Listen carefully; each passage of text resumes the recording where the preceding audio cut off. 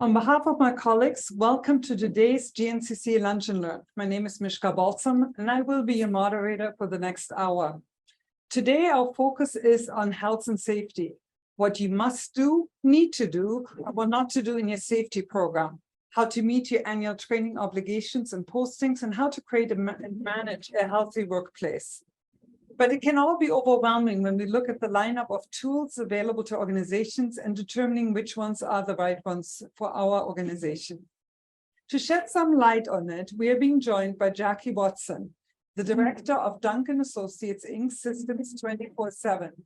With over 14 years of experience working in the health and safety and HR field, Jackie has a passion for helping employers create healthy workplaces using technology and extraordinary support and services. And Jackie's been joined by Britton Sheppard, a human resource professional that has been working in safety and HR for over 13 years. Her expertise is in legal compliance, and she works with companies all across Canada to develop and implement their HR and H&S programs. To both of you, thank you for being with us today. But before we get started, let me give a shout out to YMCA Employment and Immigrant Services of Niagara, who has been a leading partner of our Lunch and Learn sessions.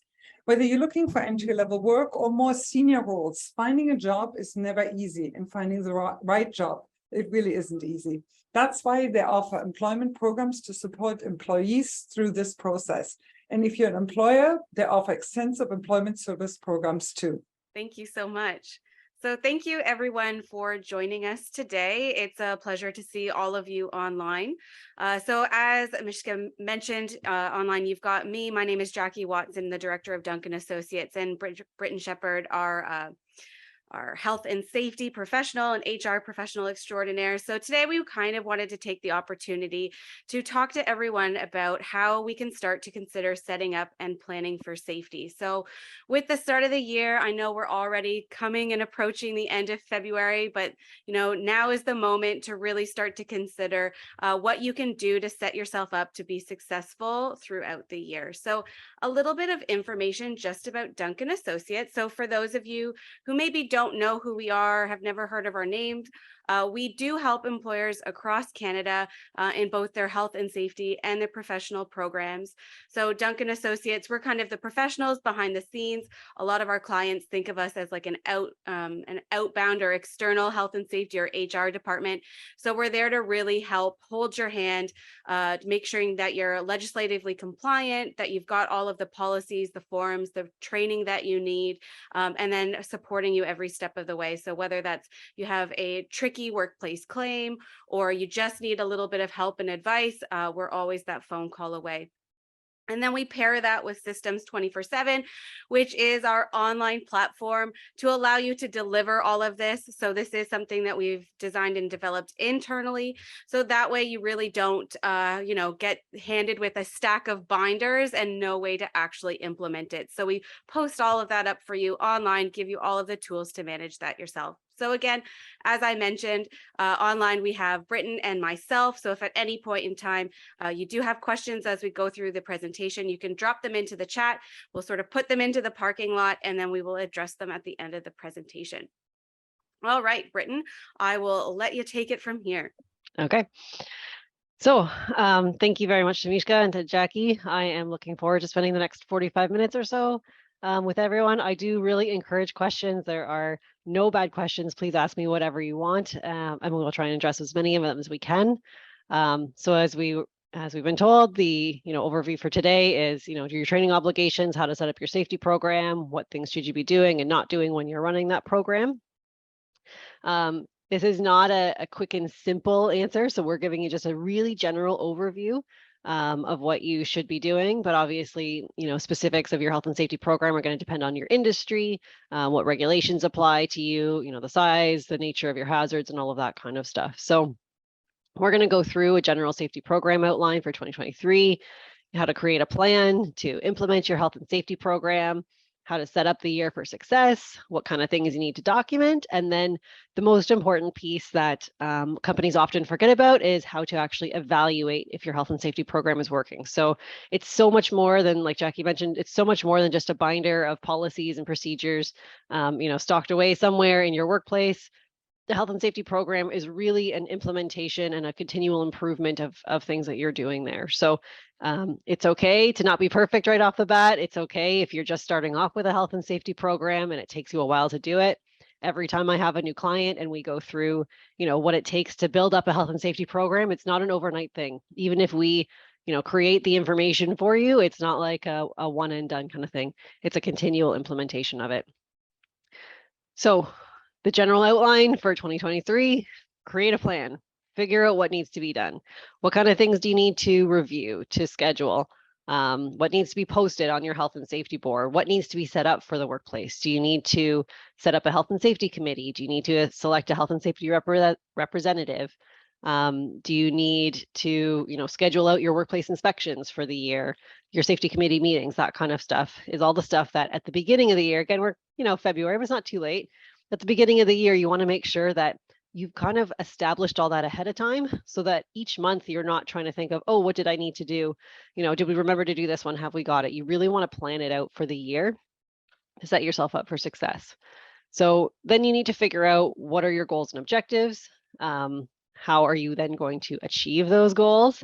What documentation is going to be required to show that you've achieved those goals? And how are you going to evaluate it? So we're going to get into a bit more information on these different steps.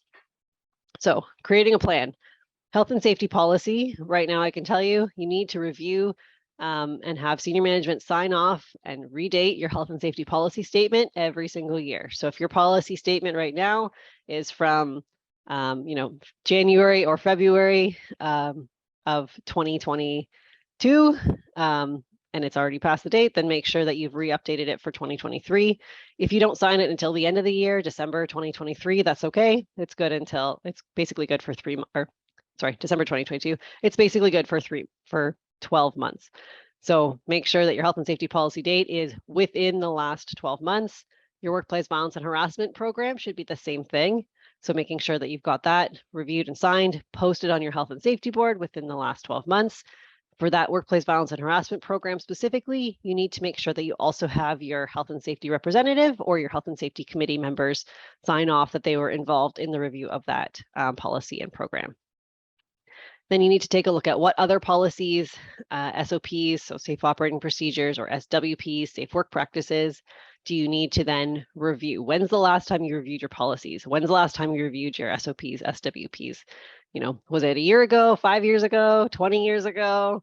Sometimes health and safety programs can kind of like fall by the wayside. It is a lot of work sometimes to review everything every year, but you want to make sure that what you're using, what you're establishing as the foundation of your health and safety program is current, because if you don't have that foundation current, then it's going to funnel through your organization without proper information. So take a look at what needs to be reviewed, how often, and I would start with the policies or SOPs, SWPs that maybe haven't been reviewed in like 5+ years. Put those at the top of your priority. And Britton, to piggyback on some of these comments, would you say that if the MLI TSD, meaning the Ministry of Labor, shows up in your workplace, that often some of the first things that they'll sort of try to take a look at is some of these more administrative things that are easy for them to look at? So making sure that your health and safety policy has been reviewed annually, because if not, guess what? That could mean an order.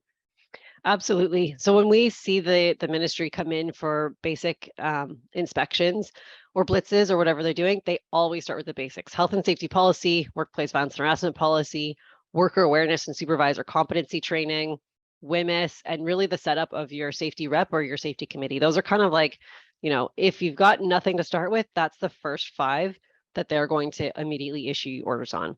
That doesn't mean that, if they really wanted to, they could issue orders for absolutely everything in the program, but they are very reasonable. They're going to start with the basics. So nobody expects that you're going to have a program overnight. Those are the things that they're going to take a look at immediately. And workplace violence and harassment, and so workplace violence and harassment policy and program, as well as worker awareness training, those are 2 of the main things that they'll come in on site for, to do like a random inspection check. So if somebody comes in and they're doing a blitz, it's likely going to be on one of those 2 topics. So it's quite often that we see that. And the ministry has been hiring, hundreds of inspectors over the last couple of years. So these are very, very common things that they may come in for. It doesn't mean necessarily that somebody put a complaint in, or that you were flagged in any kind of way. just that you happen to be on, their random inspection for that particular day.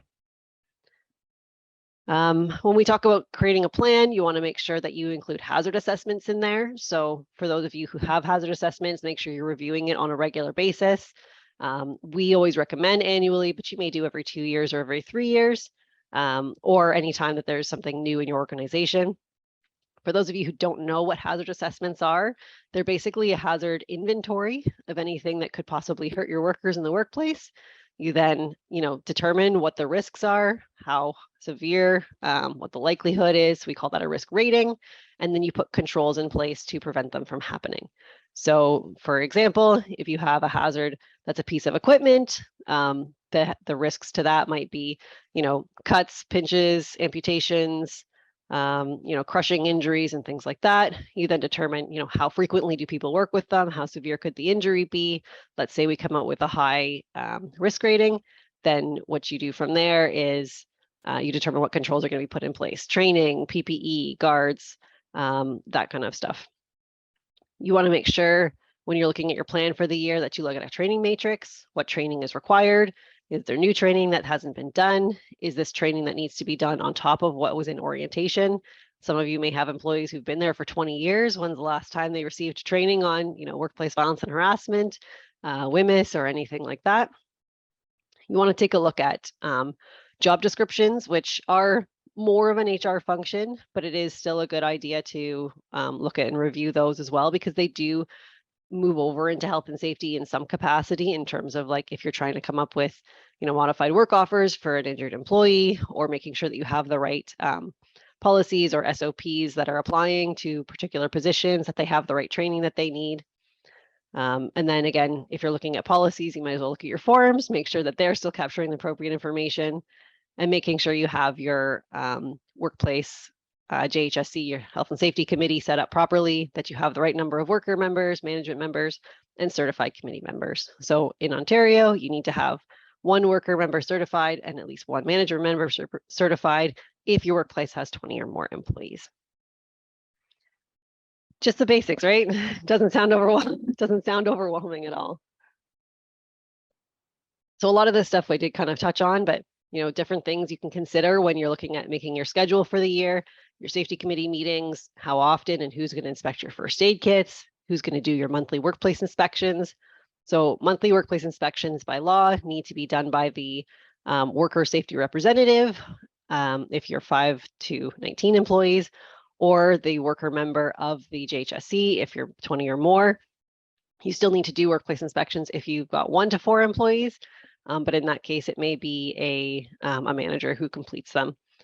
Look at things like your maintenance schedule for the year. Do you have particular pieces of equipment that require preventative maintenance on a schedule? Your HVAC system, your fire extinguishers, all these things need to be checked and monitored on a regular basis. Make sure that you're scheduling a fire drill or evacuation drill for your workplace, that you're practicing your emergency response procedures. What communications do you want to send out and how often? That could be safety talks. What other training do you need? Are you doing audits? So audits is not something that everybody does. If you're just starting off with a basic health and safety program at this point, you're probably not at that level. If you've been doing a health and safety program for a long time and you're involved in something like core certification or a government funded program or something like that, an audit might be required.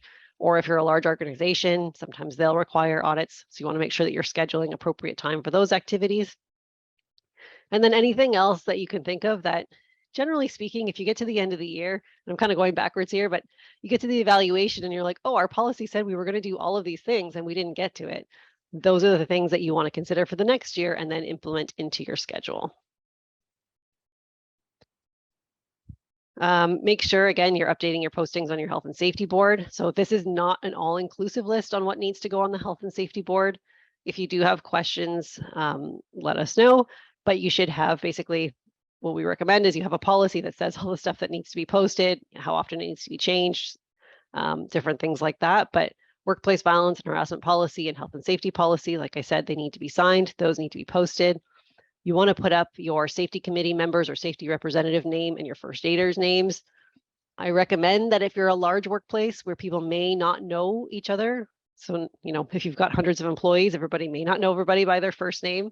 It is a good idea sometimes to post the pictures of them if they're okay with that, so that it's easily recognizable in the workplace who they go to for safety committee issues or who they go to get first aid. You want to remove and archive any old documents. So things that need to be posted are monthly inspections, your joint health and safety committee meeting minutes, old versions of the policies. You want to make sure that your board's not cluttered. So only the relevant information is there. Keeping in mind, if you do get ministry orders, those need to be posted for 30 days, unless it's specified it needs to be posted longer. If you've got an order that takes a long time to complete. Other things that need to be posted on your health and safety board are your guides. So your guide to the JHSC, your guide to WMIS, your guide to the Occupational Health and Safety Act, then all of your acts and your regulations. So Occupational Health and Safety Act, your regulation, depending on what industry you're in, it could be industrial, it could be healthcare, it could be construction. Keeping in mind that the industrial regulation kind of covers like a really general overview of everybody that's not in a very specific industry. So if you're not mining, construction, healthcare, you're pretty much industrial. So if you're an office, a store, a restaurant, a warehouse, a manufacturing facility, those are all covered under the industrial regulation. And then to these health and safety boards, again, is often one of the things, like if a Ministry of Labor inspector shows up in your workplace, one of the first questions that they're going to ask you is, where is your health and safety board? They'll walk over to it, and then they're going to go through their checklist to make sure that everything needs to be posted on that board. So if your workplace inspections aren't being posted on your health and safety board, it's going to open up other questions like, are you doing your workplace inspections? So again, the importance of the health and safety board is actually pretty significant. So making sure that you're posting up the things that need to be posted on that board. Yeah, absolutely. So then for our plan, again, we need to consider what training is needed. So is there new training? Is there training that's required to be redone annually? A lot of companies are under the misconception that WMIS training needs to be redone annually. That's not exactly the case. There is a requirement to review your WMIS program annually. How you choose to do that is up to you. That could include redoing the WMIS training annually, but here at Dunk, what we do is, for our full service clients, we give them what we call compliance packages. So every month our clients get a compliance package. It's kind of like the implementation of the program. So, we take pieces of the program, here's what you need to do, and we put it out. So February happens to be our WMIS review month. And that includes a WMIS review program checklist with different questions that we ask for your supervisors to go through and answer. And then a WMIS safety talk, which covers off the symbols, the SDS sheet, and the workplace label information. And that's sufficient for the actual review, as opposed to having employees redo the entire program. But there are courses that either by your company's policies or by law do need to be redone on a certain basis. First aid, for example, needs to be redone every 3 years. So I would be looking at your WMIS or your first aid every year to see, do we have anybody expiring soon, and plan those out. If you miss the due date or if you miss the expiry date, even by like 2 days, they need to go and redo the entire training again, as opposed to doing the refresher training. So that's a significant impact. It's the difference between 2 full days of training and 1 full day of training. Yeah, and for JHSC certification, you're actually looking at 5 full days of training. So do not let that one, yeah, don't let that one lapse.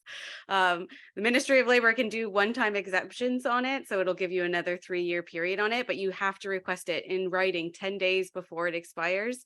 Because if, again, you let that window, guess what? You're sitting your whole training again.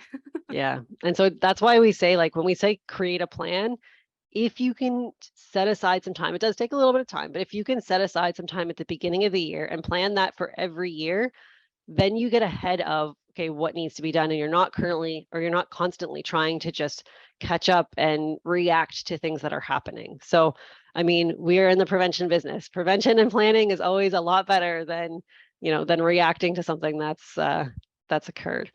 That being said, too, we do put out a monthly newsletter. I don't know how many of you are subscribed. If you're interested in that, you can email us and we can certainly get you on our list. But we put out legislation updates throughout Canada. So there may or may not be any for Ontario for a particular month, but every month we do go through and look at updates in occupational health and safety, in workers' compensation claims, in human rights and human resources, employment standards, all of that kind of stuff.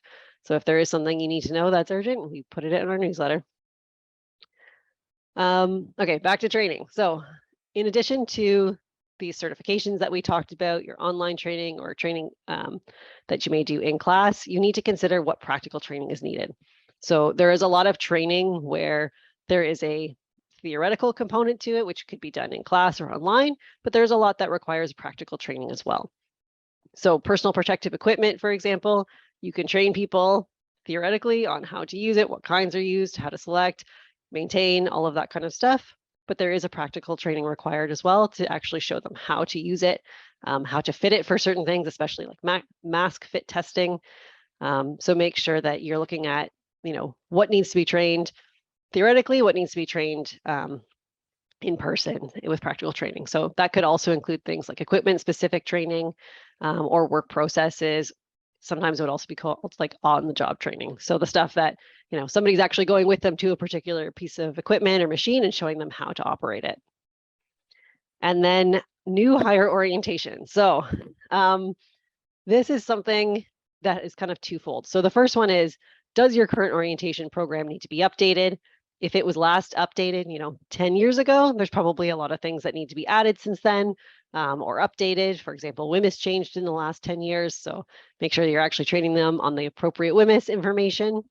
But the other thing with this is then considering if you're adding something to your new hire orientation, how are you then going back and capturing all of the other employees that, had their orientation previous to that?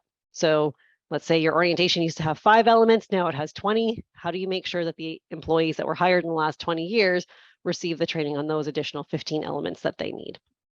So again, we don't have a lot of time, so we're just doing a high level overview, but just hoping to get you guys considering, what should you be looking at when we're creating a plan for our health and safety program. And then when we get into training too, you need to consider, who's going to do the training, how is it going to be done, and your records. Make sure that you are keeping good training records, because if the ministry comes in for a visit, they're not going to care if you say that you did it. They're going to want to see that you have the records of it being done. So make sure that all those good practices that you are doing are actually being documented. Okay, setting up for success. Try and figure out what your goals are for 2023. It's great to say, we want to work on our health and safety program, or we want our program to be better. Those are great ideas. They're nice sentiments. They're not necessarily realistic goals. So like I said, setting up a health and safety program or improving a health and safety program can take a lot of time and a lot of energy. When we try and tackle something with, realistic pieces, it goes a lot better. We feel a lot better about it. We feel like we've accomplished something, as opposed to saying, this year we're going to focus on health and safety. We get to the end of the year, we evaluate, we didn't really have time to focus on health and safety, so we didn't. That's going to be our goal for 2024. And I've dealt with employers in different programs throughout the last 10, 12 years. And they always have that goal at the beginning of the year, like, we're going to do better with safety this year. And as I follow up with them throughout the individual year or throughout over the course of years, it's always like, oh, well, we wanted to, but we didn't get to it. This is where setting up goals comes from. Try and think about, again, the sentiment for overall is great, but try and think about which pieces do we actually want to focus on and make a plan and set up goals for those specific pieces. So and I would recommend doing a few. If you can only do one, that's fine. If you can do 3 or 4, that's great. Is your first goal to get our health and safety board up to date? What's that going to take? Who's going to be responsible? How are we going to make sure that it gets done? What are we going to put up there? And then how are we going to monitor it going forward? Who's going to take down and put up new documents throughout the year? Because setting it up in January is fantastic, but you're not going to have, February's workplace inspection, April's safety committee meeting minutes, every time a JHSC person leaves or, a new first aider comes on. So setting it up is great, but it's not the end of it. So when you have this goal, make sure that you're including how is it dealt with ongoing. Yeah, a good goal in general, right? They call them SMART goals. So they're specific, measurable, attainable, realistic, and timely. So again, to Britton's point, and some of these goals that are just examples here might not be realistic for where you're at in your safety program. So selecting goals that are actually going to be not pie in the sky objectives, but realistic for what's going on in your own workplace. Yeah, and you can see here we've listed out a few examples. These are just examples of things to get you started. One of the things may be getting your policies and SOPs to be followed. This is not necessarily as basic as it seems. So, we have policies, we want people to follow them. Before you can set up that goal, you need to look at why are they not being followed? Are they not being followed because they haven't been communicated? Because then that can be one of the steps of your goals. Are they not being followed because they've been communicated, but nobody's enforced it? So is enforcement one of your steps? Is it the fact that, they've been communicated and we're trying to enforce them, but they don't make sense? In which case, maybe we need to redo our policies and relook at our SOPs and make updates to them before they actually can be used. So this one in particular, policies and SOPs being followed in general is a fairly large one, but still realistic to be able to set as a goal. But that's where you need to break down into the why are they not being done and what steps are we going to take to do about it.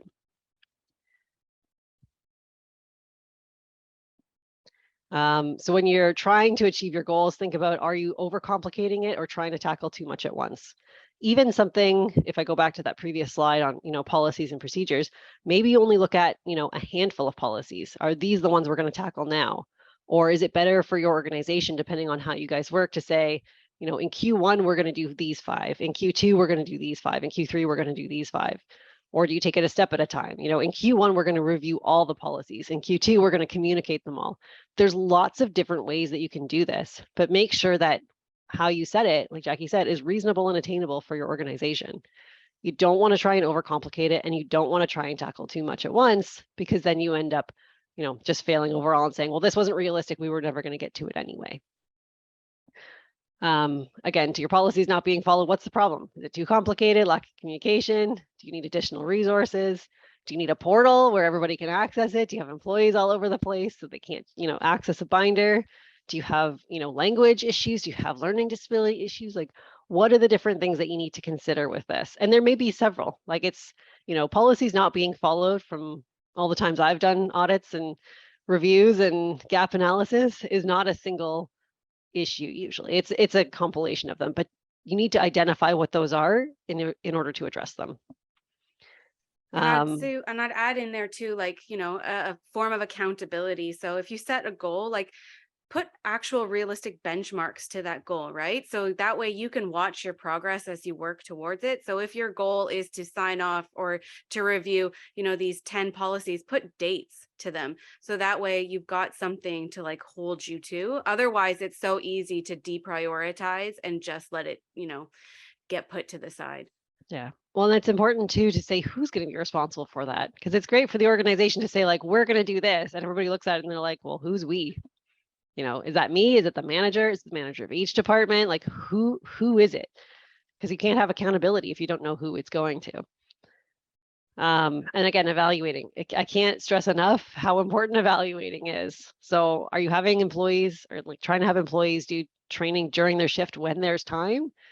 In some organizations that might work. You might have a seasonal business where you have slower times of the year, but there may be times where, maybe you're working short-staffed all the time, and having employees try and do it, during or between clients or when they have time isn't going to be realistic. So every organization's goals, every organization's plan is going to be different and should be tailored towards them, but take it in bite-sized pieces. Again, try and assign specific steps and timeframes for what you want to achieve. And then lastly, make sure you celebrate successes with your staff, not just with the staff that, may have actually done the work on it, but everybody else that's involved, as this will help with buy-in. So this doesn't need to be, it's up to you again, how you want to do it. It doesn't need to be, at the end of the year, we said, yay, health and safety went really well. This can be as simple as, communicating throughout the process. Like, this step was done. We got it done on time. That's amazing. Like, thank you to everybody for your support and for your help. communication throughout is really how you're going to celebrate this, but make sure that you're celebrating those wins. Because again, health and safety program is huge. It can take a lot of people, and it does involve every single person in your workplace. It's a lot of time. It's a lot of ongoing changes and evaluation. So make sure that, you're recognizing that, because if you don't recognize it, it's probably one of the first things that's going to go off to the wayside. And we see a lot of employers with really strong safety cultures. What they like to do is add this into even their performance management process. So, at the end of the year, when they're doing their performance reviews, they have a specific topic just to talk about safety, to say, hey, guess what? You reported X number of hazards. You prevented, an injury because of this, or, you had no injuries this year. Great job on following the procedures. So, you can even integrate that aspect of it in order to, again, help celebrate the successes in your workplace. Absolutely. Thanks, Jackie. Okay, documentation. As a health and safety person and an HR person, my answer to this question of what should you be documenting is basically everything. Now, that's not always realistic, and everything doesn't need to be a dissertation on absolutely everything that's being done. Certainly from a health and safety standpoint, if you're trying to prove that you are doing everything that's legally required, you basically have to document it. Because if the ministry comes in and says, show me your training records, and you say, well, we trained all of our staff, but we have no records on it, they're going to say, then you didn't do it. So there are certainly ways to, be more efficient with these kind of things. More complicated processes, you're probably going to want to have, standard forms and stuff that your organization uses for things. So, for incident investigations, you should have an incident investigation form that's being filled out. For coaching, mentoring, or, if a supervisor is, reminding somebody to wear their safety glasses, or, different conversations and stuff like that, it can be a bit more informal, have supervisor notes, shift notes, whatever you happen to call it. Having a portal, for training records, or a system for training records, for communication and stuff like that, like Systems 24/7 is definitely helpful. I mean, on our system, you can, do all the training on there. It records how long it took, when they did it.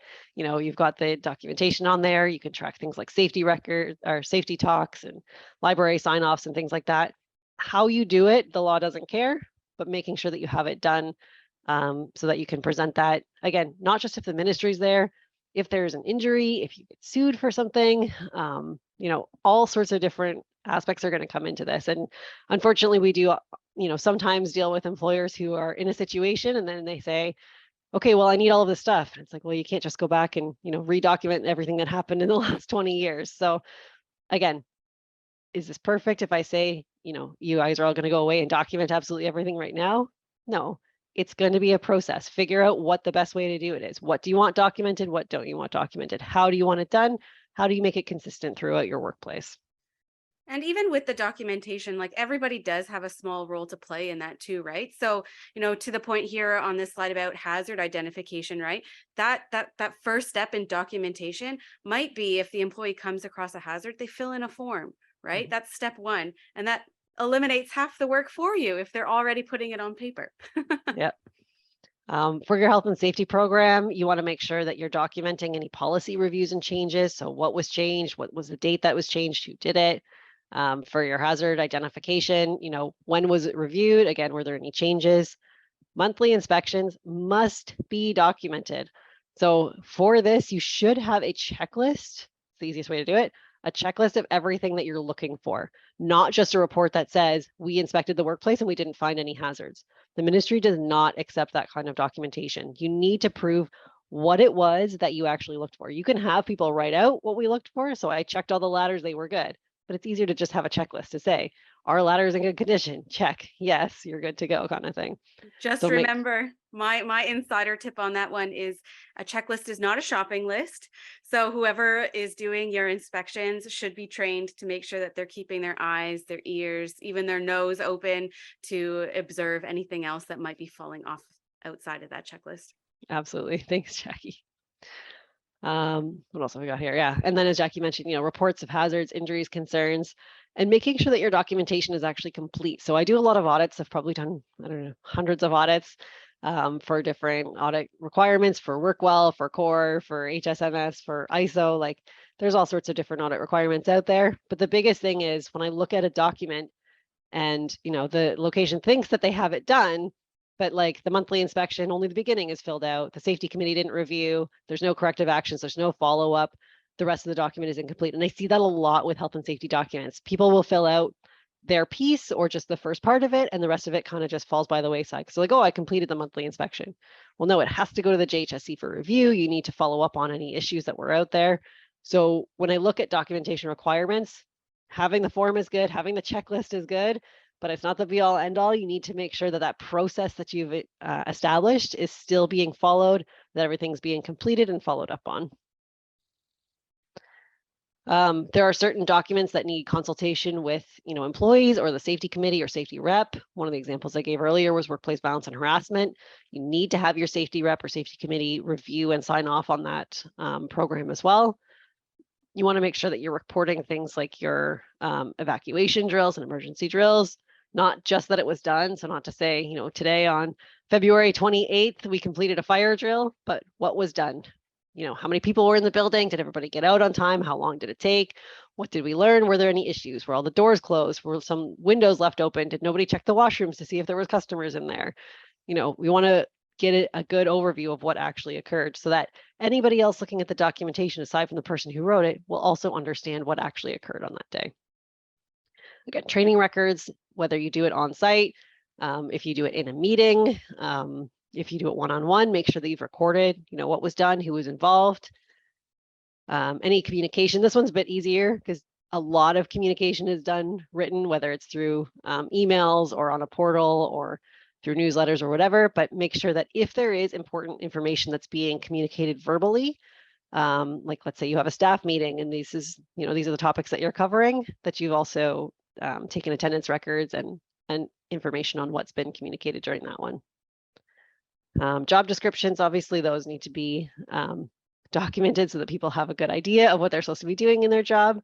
And then any records of coaching sessions, discipline, performance management, any of that kind of stuff. Again, we're kind of bridging over into human resources with that, but it does apply in health and safety as well. There are times when people need coaching on, proper lifting techniques or wearing their PPE or stuff like that. Not engaging in horseplay around equipment. We see that one a lot.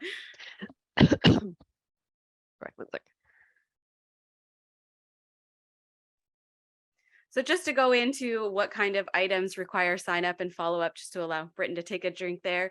So make sure that you're thinking about what policies you want employees to sign off on.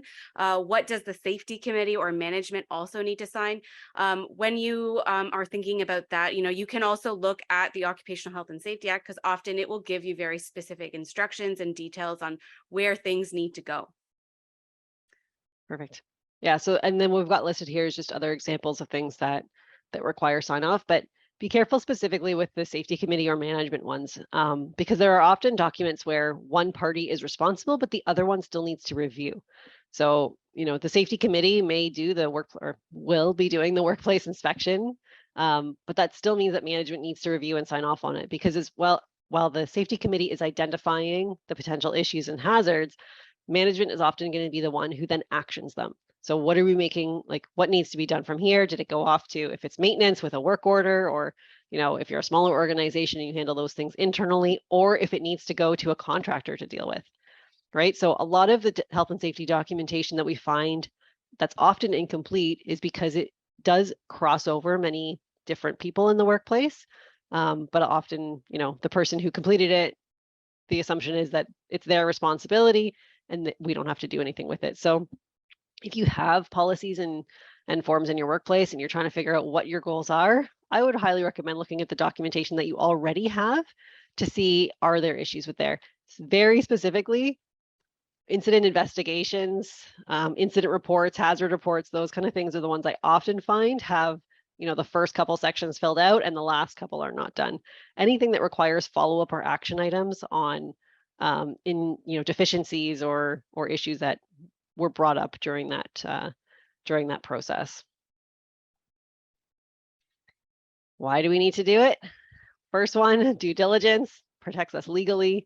to make sure that we're doing everything that the law says that we need to be doing. But then, practically, and the reason why we should be doing it is it provides a roadmap to improvement. So if we're not documenting things and we're not following through on that process, how do we know what the issue is? So we do a workplace inspection and we see that there's a big hole in the floor, but nobody documents it. It doesn't go on to the next step. Nobody does anything about it. Somebody gets hurt. So documentation is always going to be, your roadmap to figure out what's working, what's not working, what do we need to improve on. And then what do you need to evaluate? So does your program meet the minimum legislative compliance? This, again, is not an easy answer to give you. I wish I could tell you right now, here's, a checklist of 10 things that you need to do and your program will be compliance. But what I can tell you is, what are the things you need to consider? So in Ontario, we have the Occupational Health and Safety Act. You need to look at the requirements for that. As we mentioned in the beginning, that, the basic stuff, what policies do you need to have? Do you need to have a safety rep or a safety committee? Are you doing your inspections? Are you doing your training? That's kind of where you're going to start with your minimum legislative compliance.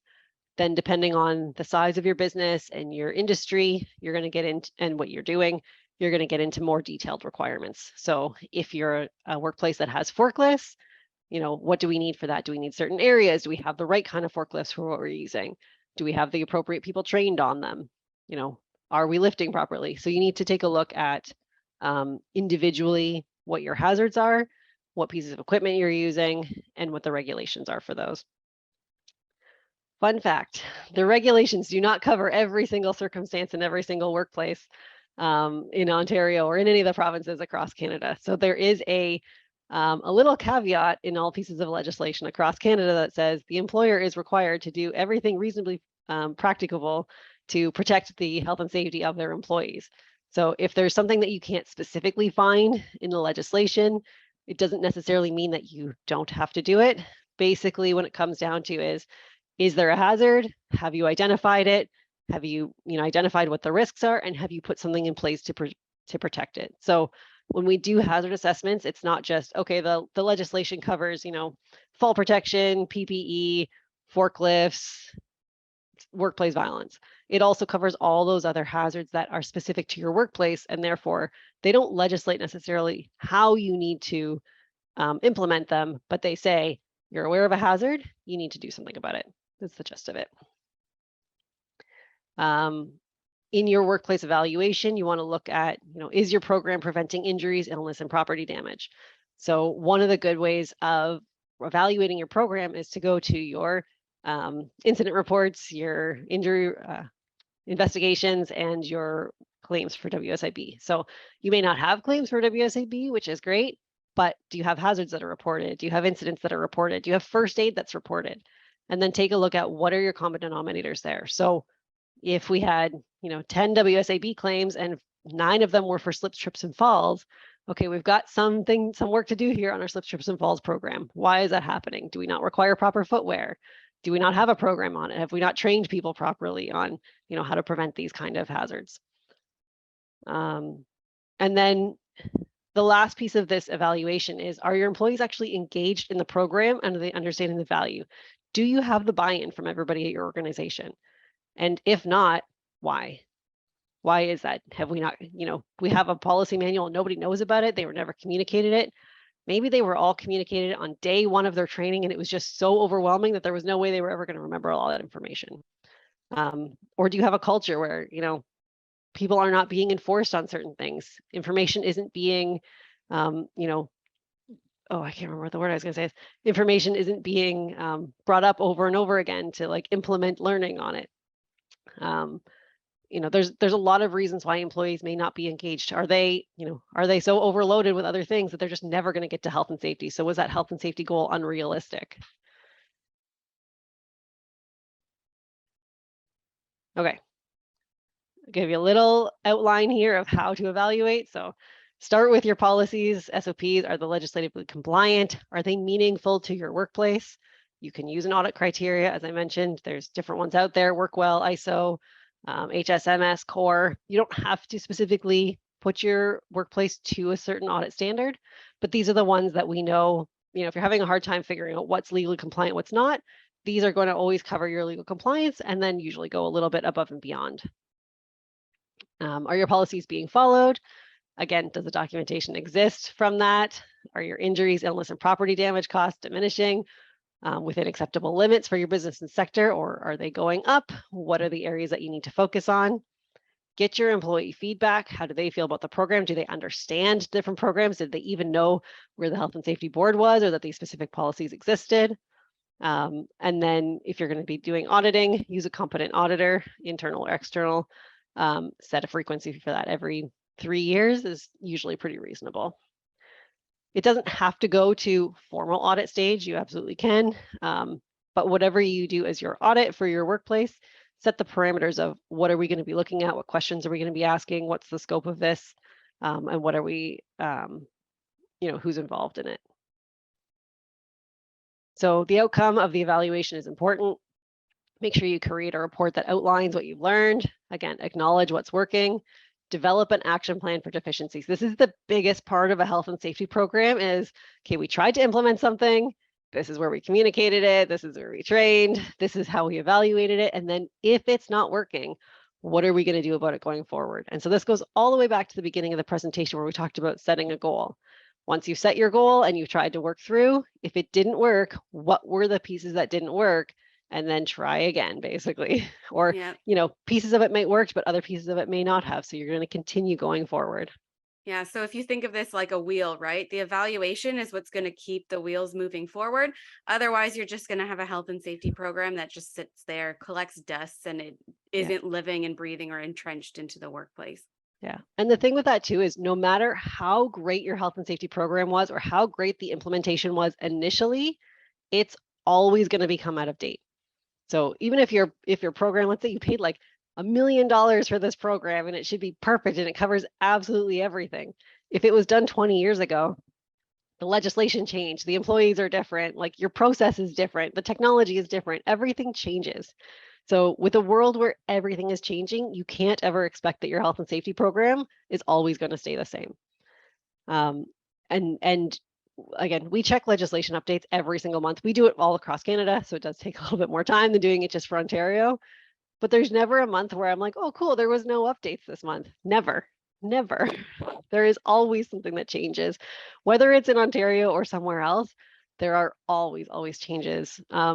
This year alone with, or in the last, year-ish or so with the Working for Workers Act and the Working for Workers Act 2, like there are just so many things that come in for health and safety. There's the new naloxone requirement. There was, a requirement for delivery drivers to be able to use your washrooms. There's requirements in, HR for electronic monitoring and disconnecting from work. Like there's always something that changes. So don't get discouraged if you had this really great health and safety program and it was amazing when it came out. But now when you're looking at it a year, 2 years, 5 years later, you're like, oh, well, that isn't very good. Doesn't mean it wasn't great at the time.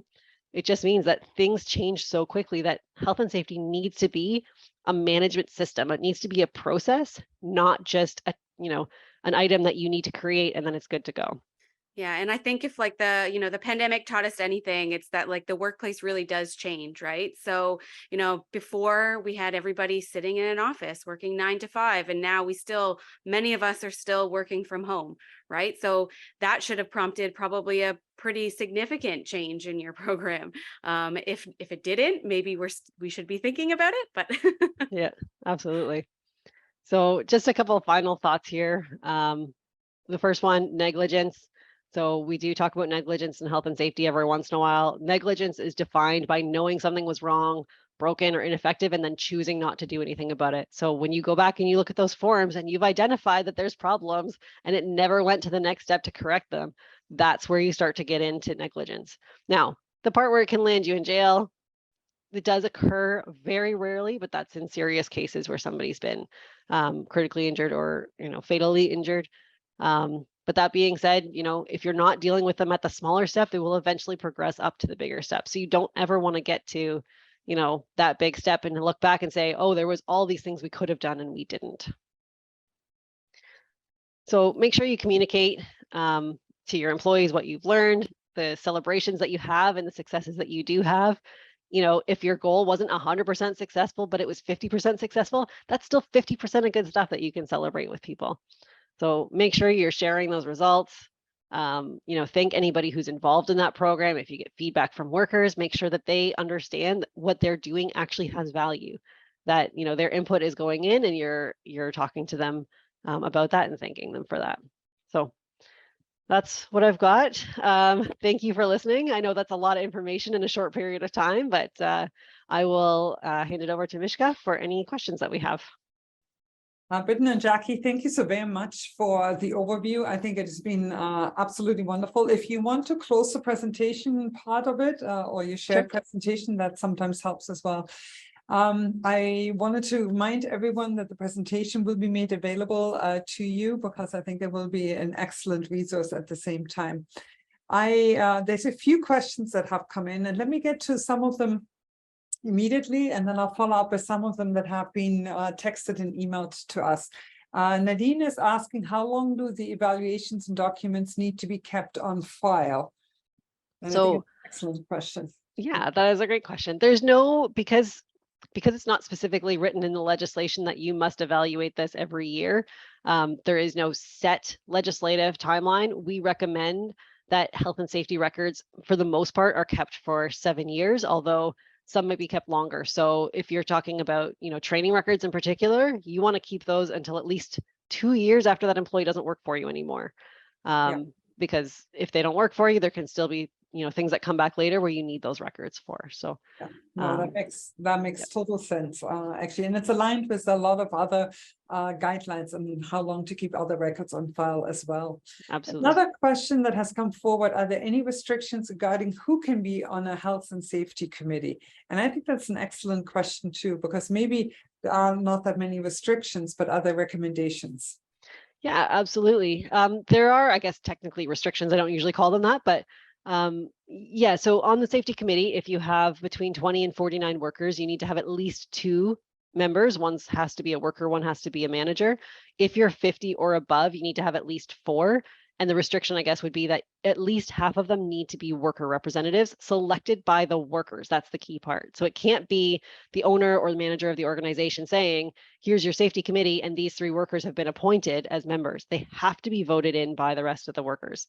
Now, if it's a unionized organization, the union may be involved in that selection process. And as far as recommendations go for safety committees, what I usually say is, if you have a business with, let's say, 4 different departments, it's a really good idea to have at least representation from each department. Although that's not required, it does give you a better overview of hazards and different issues that may occur throughout your workplace. You'll also get better buy-in from the different departments if they all get to play a key role, almost as a stakeholder on the committee. So say, for example, you have a workplace hazard like snow accumulation by the doors, and you need your custodial department to step in and pick up a shovel every now and then to clear those walkways, because they're on the committee and they hear it as a hazard and they know from the accident incident reports how significant it is. There's more likely to be buy-in from that department to say, okay, yep, I know maybe it's not in my roles and responsibilities, but I have my other duties as assigned and I will help out. So that makes full sense. There is a quick follow-up question to this one too. And can the CEO or ED be on the committee as well, on the health and safety committee? Or is there a recommendation that it should be one removed? So technically anybody on management side can be appointed by management. There's no restriction specifically that a CEO couldn't be on it. Because, for example, like we have workplaces that only have 20 employees, and maybe they only have like the owner, maybe 1 manager. So, there's a limit there. The recommendation would be that there would be, like a management level employee, not necessarily the employer. So if the employer needs to sit on the committee because that's all they have available in the workplace, or they want to sit in on the committee as a guest, but they don't have, they're not an actual representative, that's okay. Technically, there is no restriction, but yeah, we would recommend that, the owner or the CEO, like the most senior person, isn't on the committee, just so that the committee does have then that ability to make recommendations to the employer when there are things beyond their scope that they need handled. And I would say too, the Act does sort of consider a little bit of this this built into it, where, for example, in your workplace inspections, you're going to have a worker representative doing those inspections, because it creates a better dialogue between the employees to be able to bring up issues to somebody who is like at their level. So those kinds of things are actually considered right into the legislation as well. No, that makes actually a lot of sense. Another question that has come forward here is one is, if an organization is a volunteer organization, what are the obligations to those workers or volunteers when it comes to health and safety? And I think that's a question that is often being asked, and we have one or two more along the same lines. Yeah, that's a great question. We actually get that question all the time. So the training and the requirements for them are a little bit different than an employee, obviously, because not all of the policies are going to apply to them. But the quick and simple answer is the responsibility of the employer to make sure that hazards are addressed and controls are put in place applies to everybody. So in that case, what we're talking about is, depending on what that volunteer is doing in the organization, you want to make sure that the hazards that they're specifically dealing with, they've been trained on, they have the proper PPE, they have the proper controls in place to deal with. And then where physically they're working, if there's something they need to know about that, for example, if they're working in your actual building, they need to know your emergency response procedures, who to report to, if there's an issue, and things like that. But they wouldn't necessarily get like worker awareness training that we have in Ontario. But everybody's exposed to workplace violence no matter where they are. So they probably, like, I would tell them they need to get that training. If they're going to work on a ladder, they should have training on that particular thing. So it's all going to depend on the hazards. But yeah, there is a certain responsibility on the employer to provide information to volunteers to protect them from any hazards they're exposed to. That's excellent.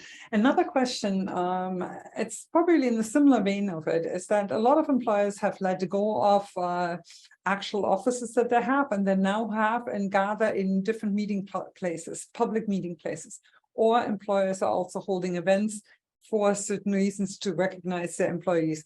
What is an employer's responsibility when it comes to health and safety if they meet in a place outside of their own workplace?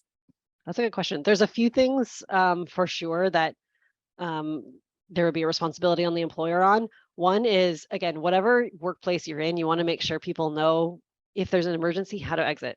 So where are we going? Where are we meeting? What's the protocol for that? You're not just going to leave and go home. The other implication to that is, if they're meeting somewhere that's not their regular workplace and they get injured in a motor vehicle accident on the way, there is a liability there, and they'd have to report that to WSIB as a workplace injury.